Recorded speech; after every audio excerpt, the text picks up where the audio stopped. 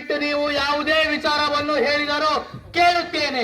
ಆದರೆ ನನ್ನ ಪರವಾಗಿ ಹೋರಾಡಿದ ನನ್ನ ಗುರುಗಳು, ನನ್ನ 100 ಜನ ತಮ್ಮಂದಿರು ಹಾಗೂ 11 ಅಕ್ಷೋಹಿಣಿ ಸೈನ್ಯ ಇವರೆಲ್ಲ ಹೋರಾಡಿ ಮುಡಿದ ಈ ಪಾಳು ಭೂಮಿಯಲ್ಲಿ ನನ್ನ ಪರಮ ವೈರಿಗಳಾದ ಪಾಂಡವರೊಡನೆ ಸುಖ ಸಂತೋಷದಿಂದಿರಲು ಸಾಧ್ಯವೇ ಮಾತೆ? ಅದು ಹೇಡಿಗಳ ಕೆಲಸ. ನನ್ನಂತ ವೀರ ಕ್ಷತ್ರಿಯರಿಗಲ್ಲ. ಈ ಯುದ್ಧದಲ್ಲಿ ನನಗೆ ಜಯವಾಗಲೆಂದು ಆಶೀರ್ವದಿಸಿ ಮಾತೆ. ಜಯವಾಗಲಿ, ಹೋಗಿ ಬಾ ಕಂದ. ಮಾತೆ, ನಾನು ಈ ಯುದ್ಧದಲ್ಲಿ ಪಾಂಡವರೊಡನೆ ಹೋರಾಡಿ ಪಾಂಡು ವಂಶವನ್ನು ನಾಶ ಮಾಡಲೇಬೇಕು. ನಾನಿನ್ನು ಹೋಗಿ ಬರುತ್ತೇನೆ. ಕಂದ, ದುರ್ಯೋಧನ, ನಾವು ಹೇಳುವಷ್ಟು ಹೇಳಿದ್ದೇವೆ.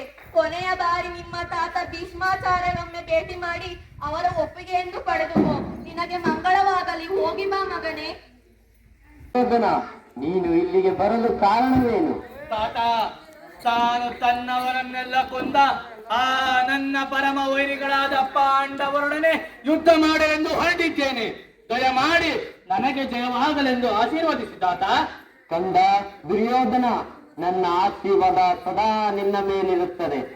ಆದರೆ ನೀನು ಪಾಂಡವರೊಂದಿಗೆ ಯುದ್ಧ ಮಾಡುವುದು ಬೇಡ.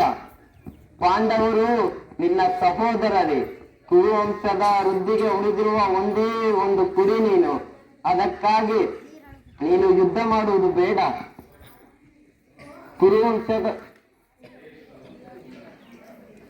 ಕುರುವಂಶದ ವೃದ್ಧಿಗೆ ಉಳಿದಿರುವ ಒಂದೇ ಒಂದು ಕುಡಿ ನೀನು.